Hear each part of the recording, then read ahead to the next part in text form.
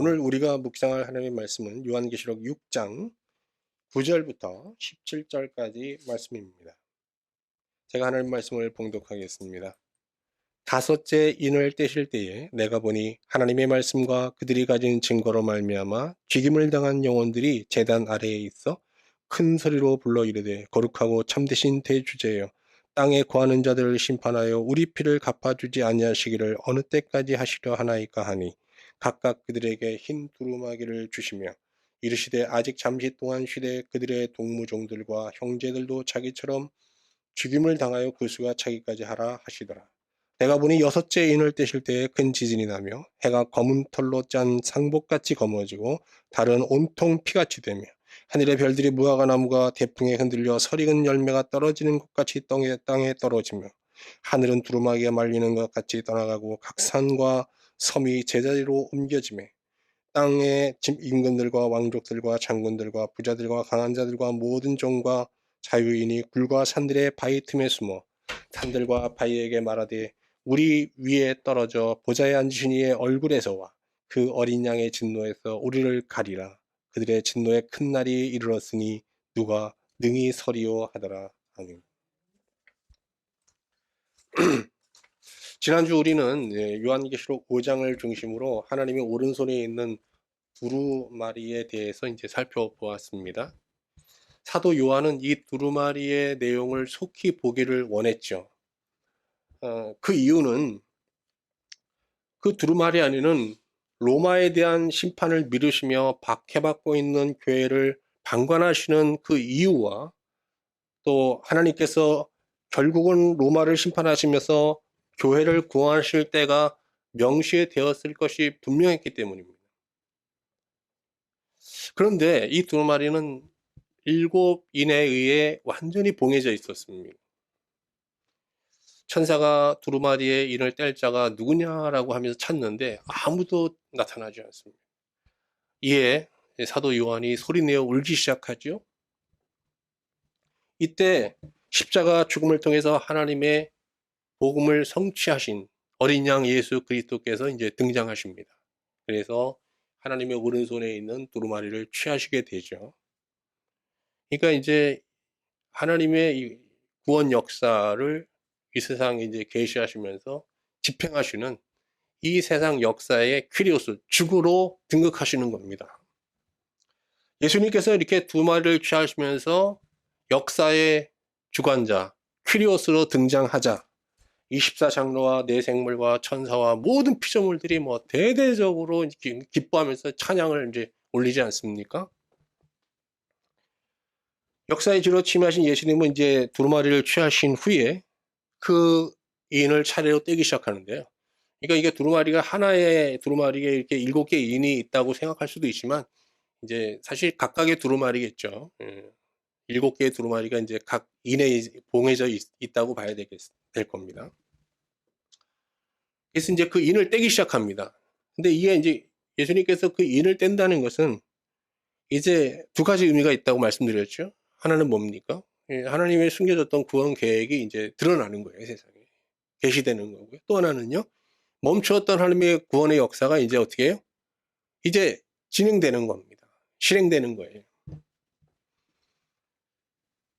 이제 오늘 우리가 같이 살펴볼 요한계시록 6장에는 예수님께서 7개의 인 중 6개의 인을 떼는 내용이 쭉 수록되어 있습니다. 자, 그 내용을 이제부터 살펴볼까요? 예수님께서 이제 첫 번째 두루마리를 취하셔서 그 인을 떼고 펼치십니다. 근데 이제 첫 번째, 두 번째, 네 번째를 쭉 펼치실 때 다 말이 등장해요, 말이. 첫 번째 인을 뗄 때는 흰 말이 등장하고요. 두 번째 인을 뗀 두루마리에서는 붉은 말이 등장하고, 세 번째 인을 떼실 때는 검은 말이 등장하고, 마지막 네 번째 인을 떼실 때는 청황색 말이 등장하죠. 이스라엘 사람들에게 말은 흔한 동물이 아닙니다. 말이 등장했다는 것은 지금 이스라엘을 뭔가 외부의 적군들이 침범했다는 걸 알리는 거거든요. 그래서 말하면은 이게 침략자의 출현, 그러니까 어떤 전쟁의 재앙을 암시하는 거예요. 자, 이제 첫째 이제 번 인을 딱 떼자 흰말이 등장하는데 예상대로 이 흰말을 탄 자는 활을 가지고 있었어요. 전쟁을 상징하는 거잖아요. 6장 2절 볼까요? 이에 내가 보니 흰말이 있는데 그 탄 자가 활을 가졌고 멸류관을 받고 나아가서 이기고 또 이기려고 하더라. 전쟁을 일으키려고 하는 거예요. 그러면 이 말을 탄 자는 누구며 그들이 공격하는 대상은 누구냐 하는 거예요. 뭐 여기에 대한 뭐 해석은 분분합니다만은 6장 8절 후반절을 한번 볼까요? 여기에 이제 답이 있어요. 후반절을 보면은 그들이 땅 4분의 1의 권세를 얻어 검과 흉년과 사망과 땅의 짐승들로서 죽이더라 그랬거든요. 이 말탄 자들은 모두 하나님으로부터 세상의 4분의 1을 심판할 수 있는 권한을 부여받은 천사들입니다. 그런데 이들이 이 땅의 4분의 1을 심판하는 도구는 말이죠. 도구는 검, 흉년, 그리고 또 뭐가 나와요? 사망과 땅의 짐승들이 나와요. 땅의 짐승이라는 말을 주목해야 돼요. 뭐 이게 실제로 뭐 맹수들을 얘기하는 게 아니거든요. 맹수에 의해서 사람들이 죽는 게 얼마나 되겠어요. 계시록에서 땅의 짐승은 뭐죠? 세계 정복을 꾀하면서 전쟁을 불사하는 제국들이에요. 특히 계시록에서는 어떤 제국을 지칭하고 있어요? 로마 제국이에요. 로마 황제를 중심으로 한 로마 제국. 이게 짐승들이거든요. 이처럼 세상의 4분의 1을 심판할 권세를 부여하는 천사들은 이 땅의 짐승들, 로마 제국과 같은 이런 이 땅의 짐승들을 이용해서 하나님의 뜻을 실행하고 있는 거예요. 자, 이제 주께서 두 번째 인을 떼십니다. 그리고 두루마리를 펼치시자 이번에는 붉은 말을 탄 자가 등장합니다. 붉은 말은 이 땅의 짐승들이 일으킨 전쟁의 참상을 이제 상징하고 있는 겁니다. 붉은색이라는 게 뭐 피잖아요, 피. 볼까요? 6장 4절. 이에 다른 붉은 말이 나오더라. 그 탄자가 허락을 받아 땅에서 화평을 제하여 버리며 서로 죽이게 하고 또 큰 칼을 받았더라. 평화롭던 세상은 땅의 짐승들이 일으킨 전쟁으로 인해서 서로가 서로를 죽이고 죽는 뭔가 참혹한 세상으로 변하고 말죠. 피로 붉게 물든 세상으로 말이죠. 이제 주께서 세 번째 인을 떼시면서 두루마리를 펴시자 이번에는 검은 말 탄 자가 등장합니다. 그런데 이 검은 말 탄 자의 손에는요, 뭐 활이나 검과 같은 무기가 아닌 저울이 들려져 있습니다. 한번 볼까요? 그런데 이때 세 번째 이게 저울이 들려 있다는 건 이제 경제에 관련된 재앙을 암시하는 거예요. 그런데 이때 사도가 이런 소리를 들어요. 6장 6절 후반절입니다. 한 데나리온의 밀 한 대요. 한 데나리온의 보리 석 대로다. 또 감람류와 포도주는 해치지 말라 하더라. 한 데나리온은 당시 노동자의 하루 임금이거든요. 근데 보통 평상시에는 이 1데나리온으로 한 밀 8대를 살 수 있어요. 그러면 밀 8대를 사면 이제 가족을 이렇게 먹여 살릴 수 있는 거죠. 그런데 기근이 때가 되면은요, 부자들은요, 이 밀 가격을요, 평소보다 8배를 올린 거예요. 그래서 오늘 어떻게 해요? 뭐라고 해요? 이 기근의 때 한 대라노의 밀이 어떻게 해요? 한 대밖에 안 돼요. 엄청난 인플레이션이 온 거예요. 그리고 보리는 석 대예요. 근데 이제 가난한 이들에게 기근의 재앙보다 더 큰 재앙은요, 이 빈부 격차로 인한 재앙이거든요.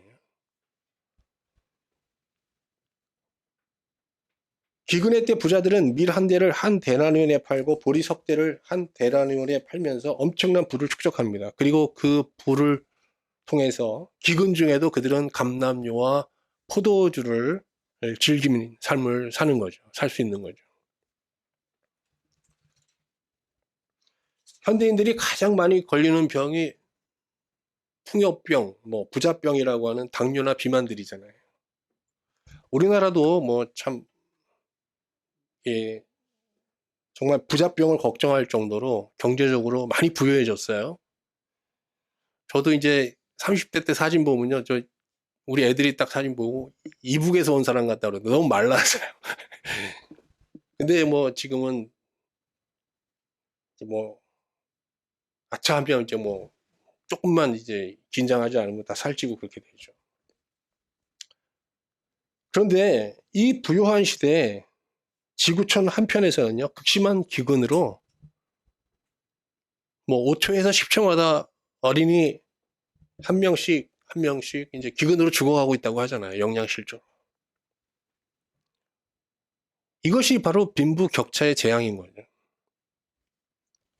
자, 이제 네 번째 두루마리를 볼까요? 주께서 네 번째 인을 떼시면서 두루마리를 펴시자 이번에는 청황색 말을 탄 자가 등장하는데요. 청황색이라는 건 죽음을 상징하는 겁니다. 6장 8절 후반절 보겠습니다. 내가 봄에 청황색 말이 나오는데 그 탄 자의 이름은 사망이니 음부가 그 뒤를 따르더라.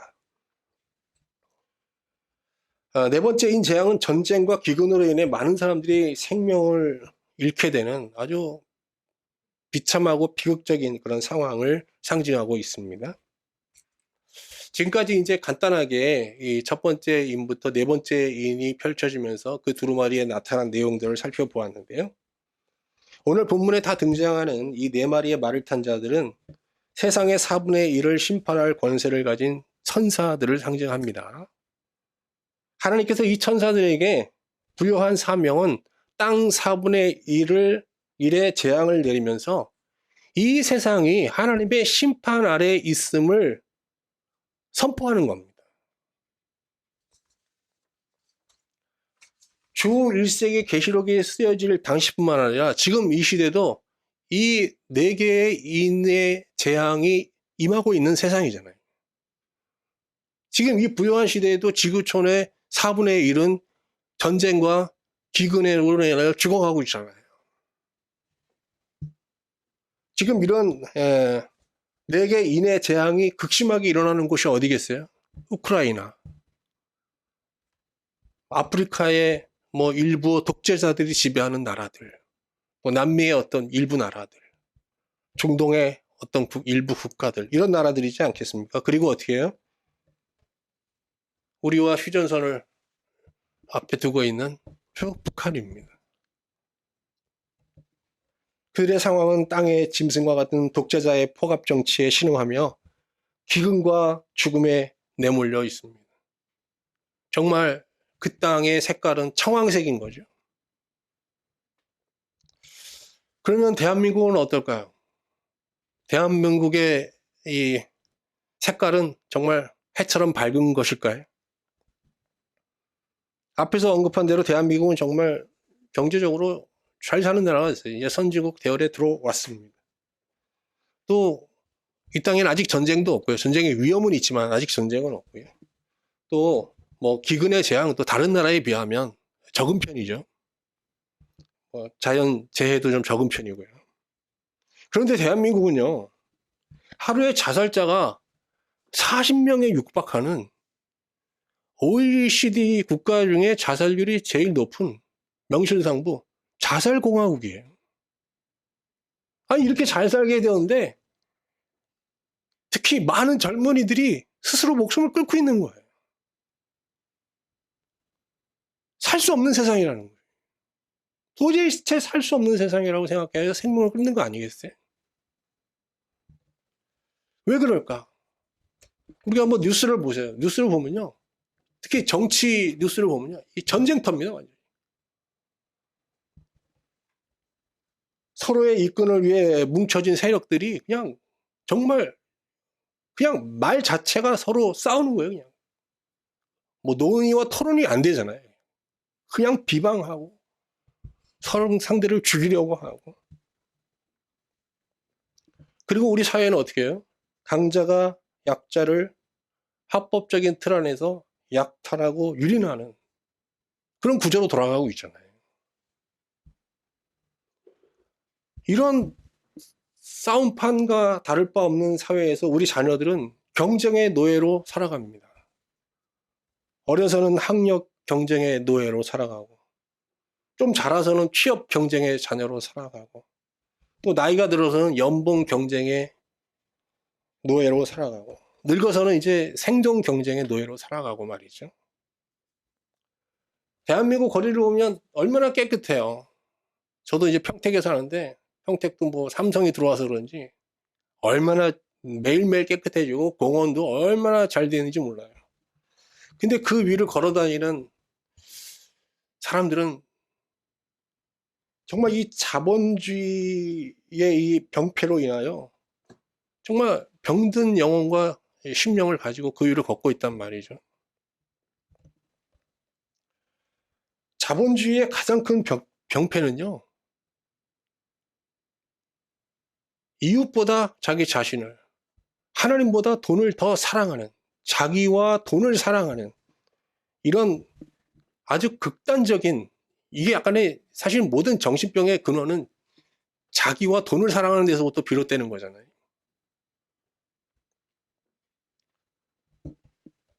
이 자기와 돈을 사랑하는 이 정신병은 온갖 불만, 분노, 분쟁, 분열을 막 끊임없이 양산해내는 공장과 같은 거거든요, 이게.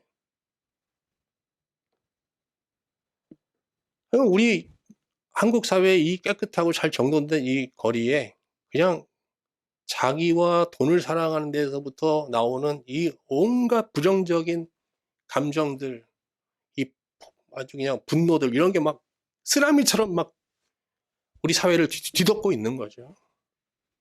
그래서 우리가 이제 사회생활 하다 보면 여러분도 다 겪으시겠지만, 화낼 준비를 단단히 하고 사는 사람들이 참 많아요. 그냥 건드리면 그냥 화가 나오거든요.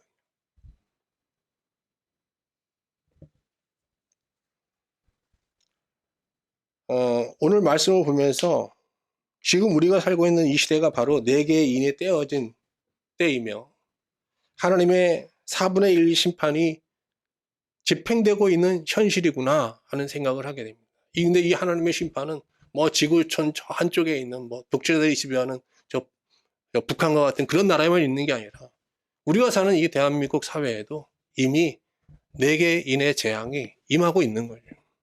우린 그 속에서 지금 살고 있는 겁니다. 근데 하나님께서 이렇게 4분의 1 심판 재앙을 통해서 우리에게 외치는 메시지는 뭘까요?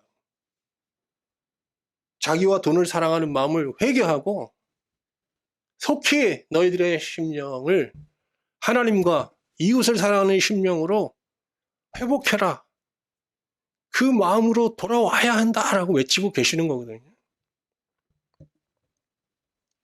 4분의 1 재앙을 통해 자기와 돈을 사랑하는 마음을 회개하고 하나님과 이웃을 사랑하는 마음으로 살고자 하는 자들은 마지막 날 구원을 받게 될 것입니다. 그러나 이 4분의 1 심판이 내려지는 형국에서도 여전히 회개치 않는 자들, 그들은 훗날 4분의 1의 심판 재앙이 아니라 이 세상을 모두 심판하는 그 진노의 날 멸망을 받게 되겠죠. 자, 이제 주님께서 5째 인을 떼시는 내용을 살펴보겠습니다. 이제 예수님께서 5번째 인을 떼시고 이제 두루마리를 쫙 펼치자 거기에 로마 황제 숭배를 거부하다가 순교당한 영혼들이 제단 아래 있는 것을 발견하게 됩니다. 6장 9절 한번 볼까요? 5째 인을 떼실 때 내가 보니 하나님의 말씀과 그들이 가진 증거로 말미암아 죽임을 당한 영혼들이 제단 아래 있어.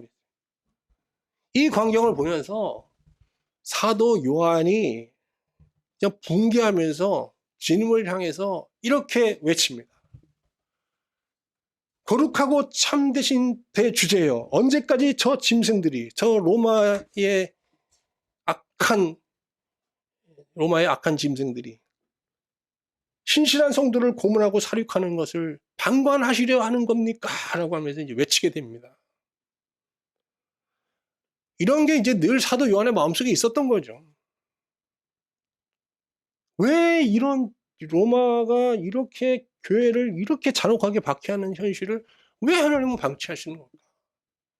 인내하며 기다리고 기다리지만 지금은 어때요? 반모섬에 그런 유배를 당해왔고, 그는 그곳에서 이제 신실한 교회 성도들과 지도자들이 한 명씩 순교당한다는 얘기를 듣고 있었잖아요. 얼마나 비참합니까? 근데 그 광경을 목격한 거예요. 그 현장을. 그래서 주님을 향해서 이렇게 큰 소리로 항변하고 있는 거죠. 왜 침묵하시고 왜 방관하시냐는 거죠.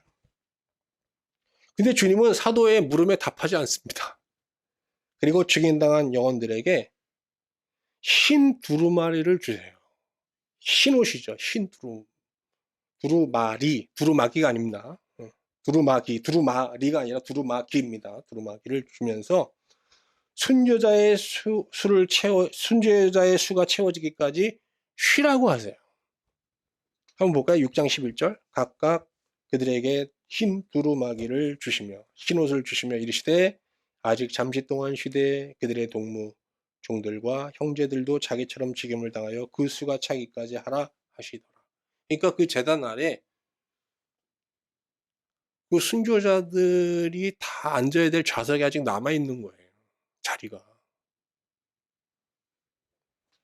그 자리가 다 채워질 때까지 좀 쉬고 있으라는 거예요. 자, 이제 주님은 또 이어서 6번째 인을 떼시면서 6번째 두루마리를 펼치십니다. 6번째 두루마리가 펼쳐지자 갑자기 땅에서 지진이 일어나고 해는 검은 머리털로 짠 직물처럼 시커매지고 달은 핏빛으로 바뀌고 하늘의 별들은 무화과나무가 거센 바람에 흔들려 서리은 열매가 떨어지는 것처럼 막 우르르 떨어지게 됩니다. 그리고 하늘은 두루마리가 말리듯이 말이죠. 사라져 버리면서 모든 산과 섬이 막 제자리로 막 대이동을 하게 돼요. 그러자 땅의 왕들과 고관들과 장군들과 부자들과 강한 자들과 노예들과 자유인 모두가 말이죠. 동굴과 산에 숨습니다. 두려워 숨는데, 그리고서 그 바위 틈에 숨어서 이렇게 외칩니다. 6장 16절 후반절을 볼까요? 산들과 바다에게 말하되 우리 위에 떨어져 보좌에 앉으신 이의 얼굴에서와 그 어린 양의 진노에서 우리를 가리라 하고 외칩니다.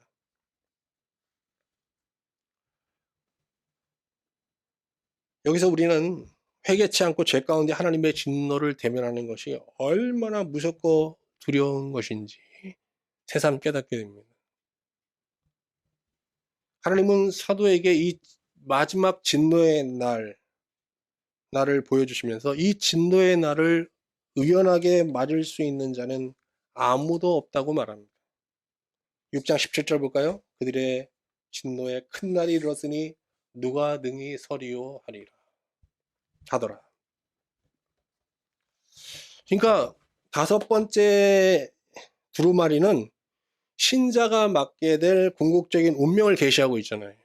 그리고 6번째 두루마리는요, 지금 신실한 신자를 조롱하고 박해하고 있는 세상의 유력한 자들, 다시 말하면 로마 황제와 그를 추종하는 자들이죠. 그들이 맡게 될 운명을 계시하고 있는 거예요. 사도 요한은 뭘 알고 싶어요?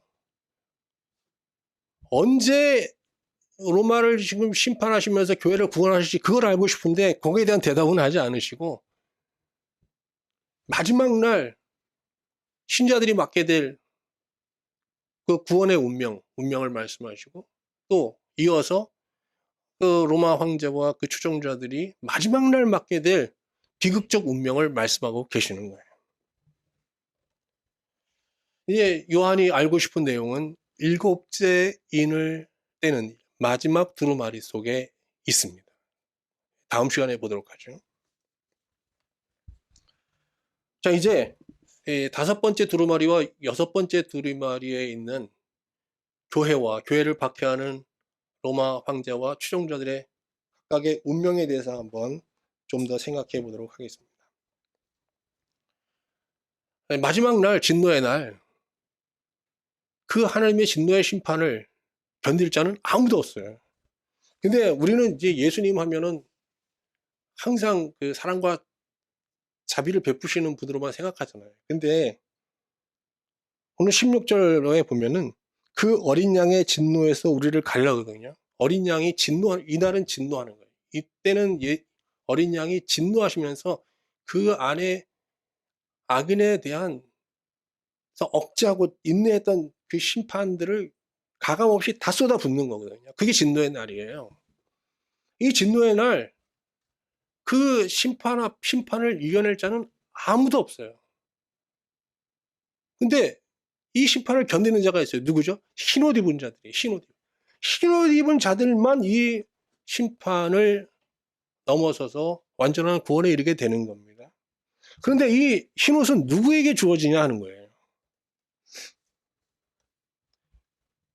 6장 9절에 보면 다섯째 인을 떼실 때 내가 보니 하나님의 말씀과 그들이 가진 증거로 말미암아 죽임을 당한 영혼들이 그 제단 아래에 있어. 죽임을 당한 순교자들에게 이 옷이 주어지는 거거든요. 그러면 여러분 이게 순교자들에게만 흰옷이 주어진다 그러면 누가 구원을 받겠어요? 더군다나 이 시대는 순교가 가능한 시대도 아니잖아요. 그렇지 않아요? 우리는 순교하면 신자가 주와 복음을 위해 실제로 자기 목숨을 내놓는 외적인 순교, 이게 물리적 순교를 먼저 생각하게 되잖아요. 근데 주님이 말씀하시는 순교는 그것만이 아니에요. 주님은 죄의 세력에 맞서, 죄라는 게 하마르티아, 엄청난 세력이잖아요. 이 세력과 맞서서 어떻게든지 죄의 세력에 저항하면서 하나님에 대해서 순종하려고 죽도록 싸우는 자도 순교, 그런 신앙도 순교로 보는 거예요. 히브리서 12장 4절을 사번역으로 한번 볼게요. 여러분은 죄에 맞서 싸우고 있지만 아직 죽을 정도까지 싸워보지 않았습니다. 그러니까 죽을 정도로 이 죄의 세력과 싸우면서 어떻게든지 성령을 의지해서 하나님의 뜻에 순종하려는 자, 그 자도 순교자인 거예요. 어떤 순교자? 보이지 않는 순교자. 보이는 순교가 외적 순교라면 보이지 않는 순교는 내적 순교인 거예요. 신자가 외적 폭력에 굴복하지 않고 목숨을 걸고 저항하는 외적 순교도 귀하나 매일 죄의 세력과 맞서 싸우면서 주를 의지하여 죽기를 다하여 순종의 삶을 살려고 하는 내적 순교도 귀한 거예요. 근데 여러분, 외적 순교와 내적 순교 중 어느 게 더 어렵다고 생각하세요? 어떤 게 더 어려울 것 같아요? 아니, 진짜. 외적 순교가 어려울 것 같아요? 내적 순교가 어려울 것 같아요? 대답을 잘 안 하시는데. 저의 경우는 내적 순교가 더 어려울 것 같아요. 왜냐면 하면 제가 여기 만약에 이렇게 예배 드리다가 어떤 우리나라에서 그런 일이 일어나지도 않지만 테러 집단이 와서 이렇게 위협을 하면서 주를 부인하라고 하면 저는 그냥 그런 요구에 굴복하지 않고 그냥 주를 시인하면서 그냥 총 맞아서 죽는 그런 외적 순교는 당해봐야 알겠지만 할 수 있을 것 같아요, 진짜. 할 수 있을 것 같은데 내적 순교는 장담하기 어려운 거예요. 내적 순교는 단회적인 게 아니에요. 매일 이루어지는 거잖아요. 오늘 내가 내적 순교자로 살 수 있어요. 근데 이게 내일 내적 순교자로 나는 그걸 장담할 수 없잖아요.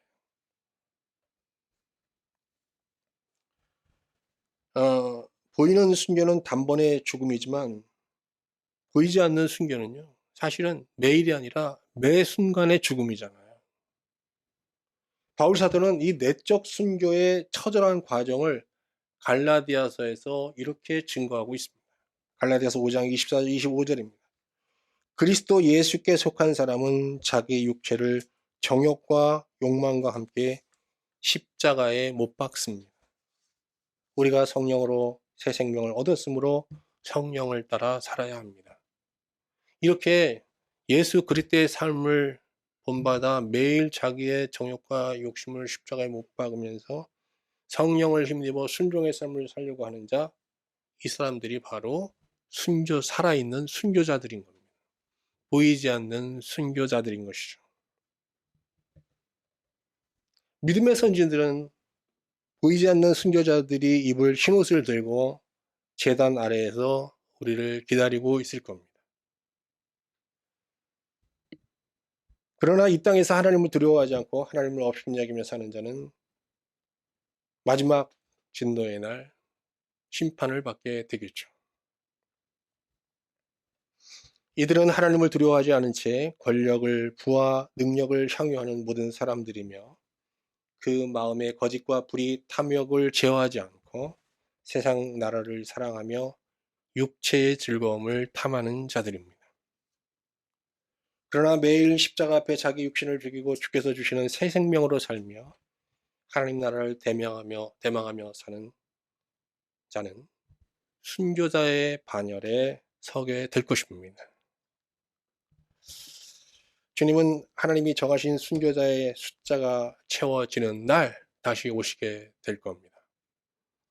주의 날, 우리도 보이지 않는 순교자로서 예비된 순교자의 자리에 설 수 있기를, 그 자리에 앉을 수 있기를 간절히 소망하게 됩니다.